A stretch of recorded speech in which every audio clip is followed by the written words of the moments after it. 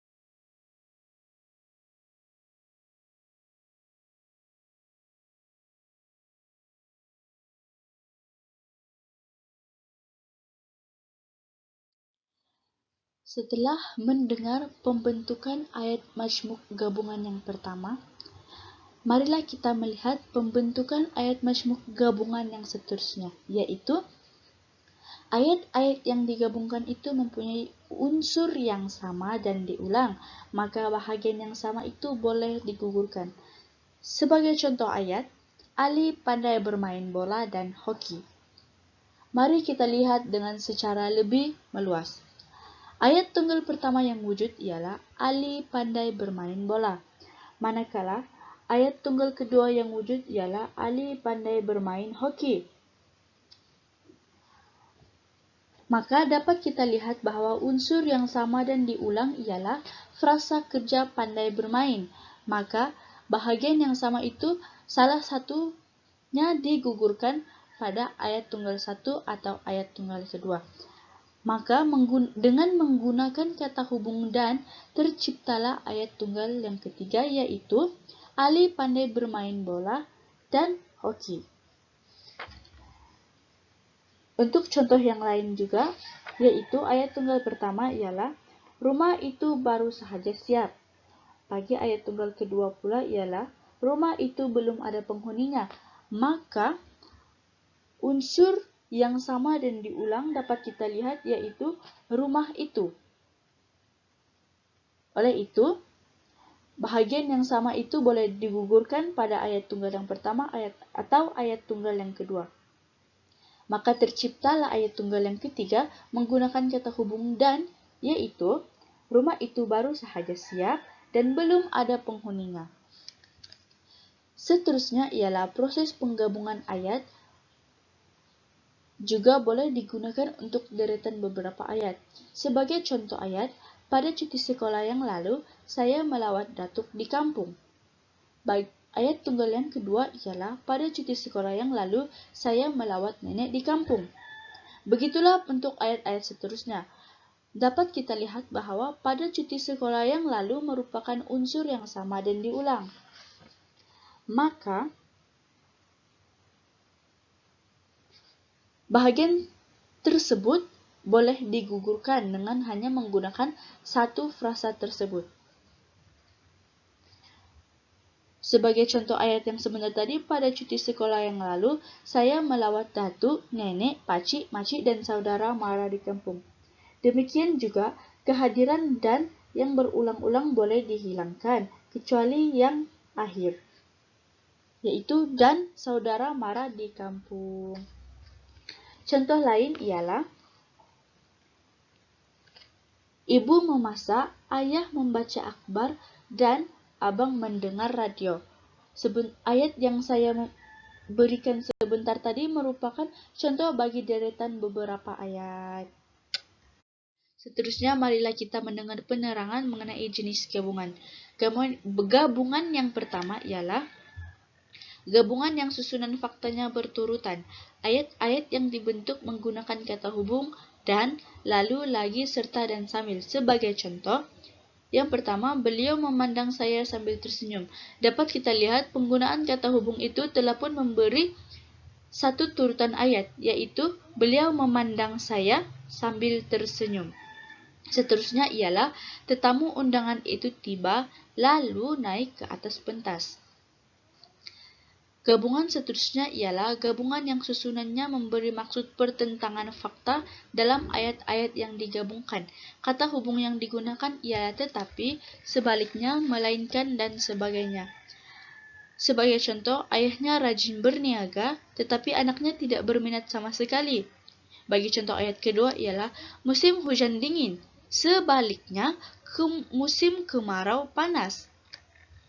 Jenis gabungan ayat yang seterusnya ialah gabungan yang susunannya menggabungkan dua ayat atau lebih dengan menggunakan kata hubung yang berpasangan seperti lebih baik dan daripada, apakah dan ataupun, sama ada dan atau, dan sebagainya. Sebagai contoh, lebih baik mereka pergi dengan bas daripada memandu kereta sendiri. Contoh ayat kedua ialah sama ada berita itu benar atau belum pasti. Baiklah, itu sahaja bagi ayat majmuk gabungan. Baiklah, setelah Siti Salina dan Nur Amira Syakina membentangkan tentang ayat majmuk campuran dan ayat majmuk gabungan. Seterusnya, saya pula Normi binti Asmin akan menjelaskan tentang perbandingan proses penerbitan ayat majmuk campuran dan ayat majmuk gabungan. Baiklah, setelah saya menganalisis antara ayat majmuk gabungan dan ayat majmuk campuran, saya telah mendapati terdapat 4 perbandingan antara kedua-dua ayat majmuk tersebut. Perbandingan yang pertama ialah dari aspek jenis ayat yang digabungkan. Perbandingan kedua pula ialah pengguguran kata hubung. Perbandingan ketiga ialah dari aspek kata hubung yang digunakan. Dan yang terakhir ialah perbandingan dari aspek proses penerbitan ayat majmuk campuran dan ayat majmuk gabungan.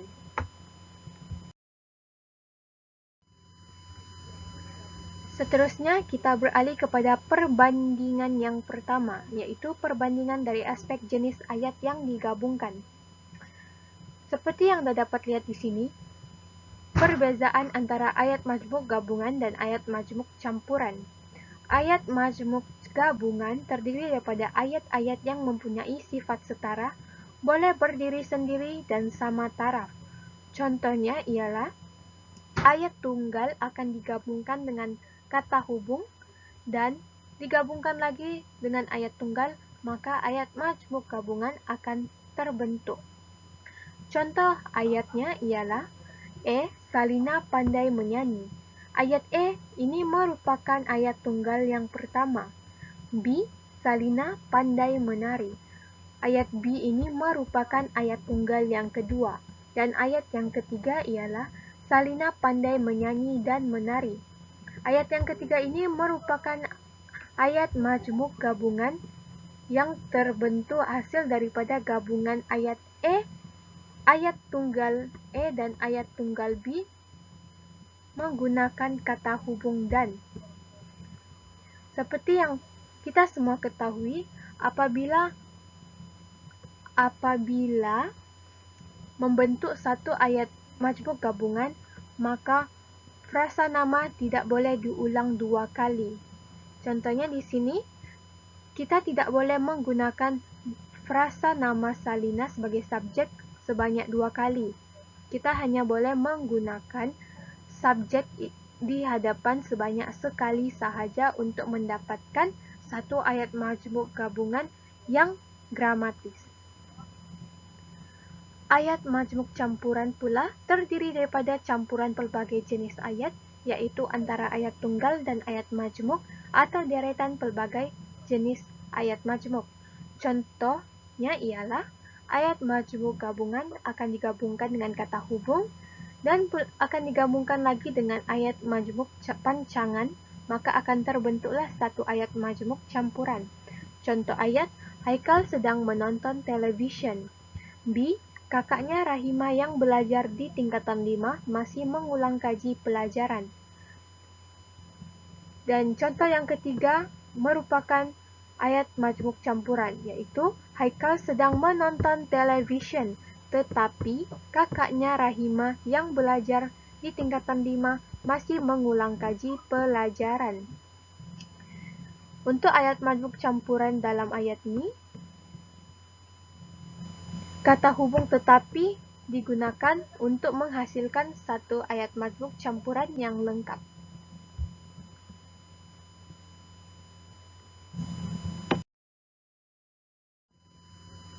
Perbandingan yang kedua ialah perbandingan dari aspek pengguguran kata hubung. Seperti yang Anda dapat lihat di sini, ayat majmuk gabungan, ayat-ayat ini boleh disambungkan tanpa kata hubung. Tidak seperti ayat majmuk campuran, yaitu ayat-ayat ini perlu menggunakan kata hubung untuk membentuk ayat yang sempurna dan ayat-ayat yang berlainan. Yang kedua ialah menggunakan nada suara sebagai penanda. Dan yang ketiga ialah jika ayat majmuk gabungan digunakan dalam tulisan, ayat ini dapat dipisahkan oleh tanda baca koma. Contoh ayat bagi ayat majmuk gabungan ialah Anas tidak suka bermain bola, dia lebih suka membaca buku. Di sini dapat dilihat pengguguran kata hubung untuk menghasilkan satu ayat yang gramatis. Contoh yang kedua pula ialah murid-murid berdiri tegak menyanyikan lagu Negaraku. Di sini, seperti yang dapat lihat, ayat tersebut dipisahkan menggunakan tanda baca koma sebelum membuat nyambung satu ayat yang lain. Contoh ayat majmuk campuran pula ialah Aiman sedang membaca surat kabar, manakala adik sedang memasak untuk tetamu yang akan datang ke rumah. Di sini, ayat majmuk campuran menggunakan kata hubung manakala untuk menunjukkan perbezaan antara perbuatan Aiman dan perbuatan adik. Kata hubung yang pula digunakan untuk menerangkan apa yang akan berlaku dalam situasi tersebut.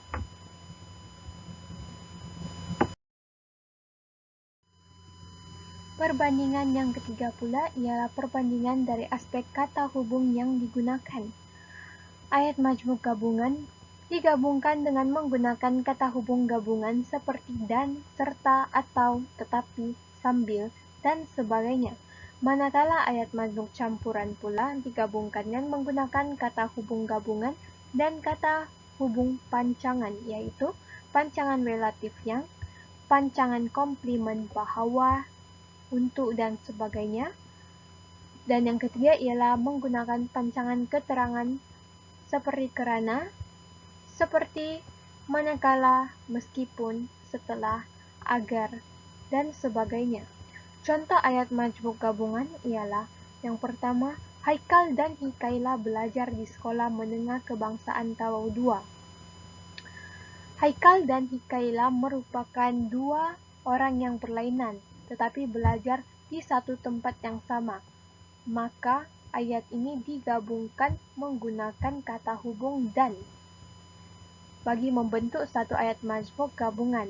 Contoh kedua, Anastasia seorang pelajar yang nakal tetapi cerdik. Ayat yang kedua ini menunjukkan bahwa subjek tersebut mempunyai dua sikap yang berbeza dan digabungkan menggunakan kata hubung tetapi. Contoh ketiga, Aaron memandang Alicia sambil ketawa. Kata hubung sambil ini digunakan apabila seseorang itu melakukan dua perkara dalam masa yang sama. Contohnya, memandang Alicia sambil ketawa. Contoh keempat, Adam mahu minum kopi atau teh. Kata hubung atau ini menunjukkan bahwa seorang individu itu atau subjek diberikan pilihan untuk membuat perkara yang dia inginkan atau perkara lain. Contoh ayat majmuk campuran pula ialah yang pertama, Ayuni mempunyai dua helai baju yang berwarna biru.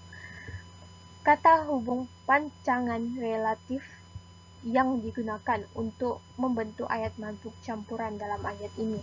Contoh kedua, Maira berjanji bahwa dia tidak akan melakukan kesalahan itu. Kata hubung bahwa merupakan kata hubung pancangan komplement. Yang ketiga, Adeline tidak pergi ke pasar kerana hari hujan.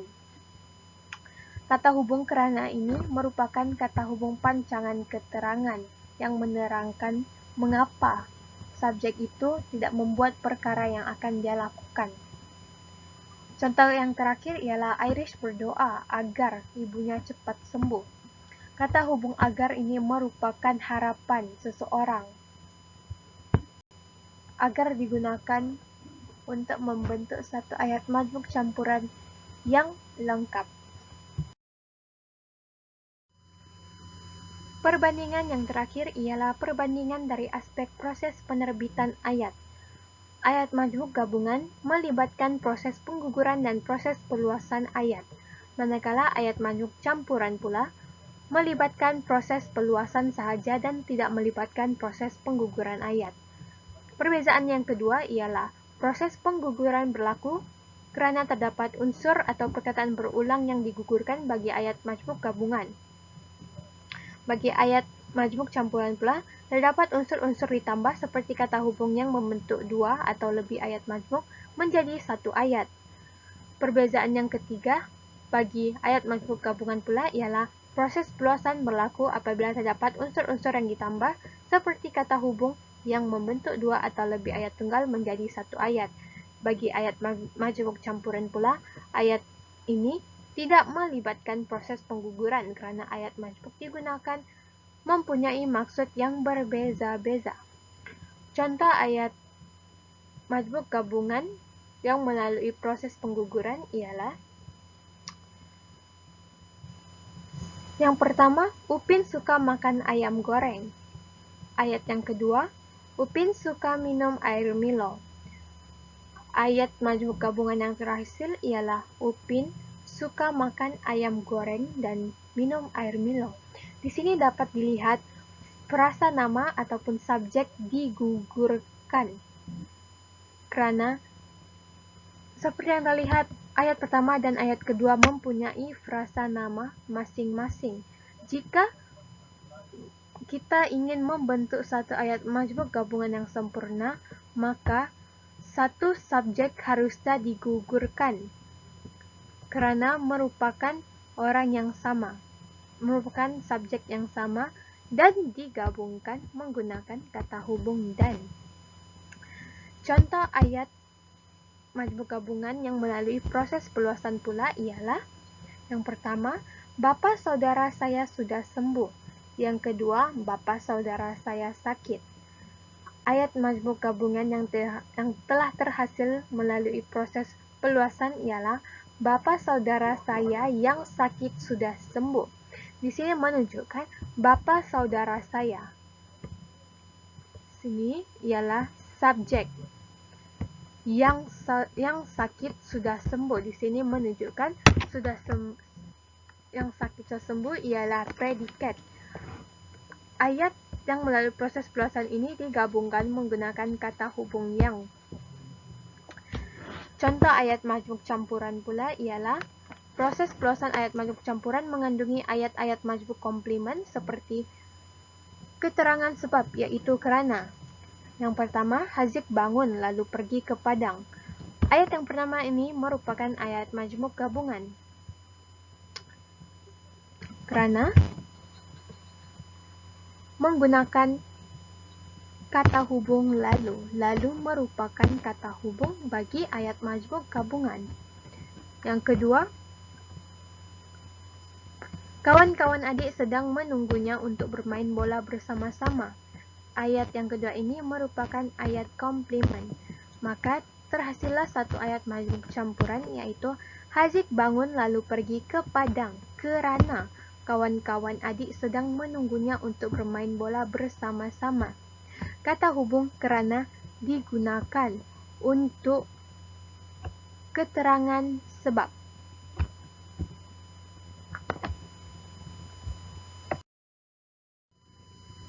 Setakat ini itu sahaja daripada kami bertiga mengenai ayat majmuk gabungan dan ayat majmuk campuran.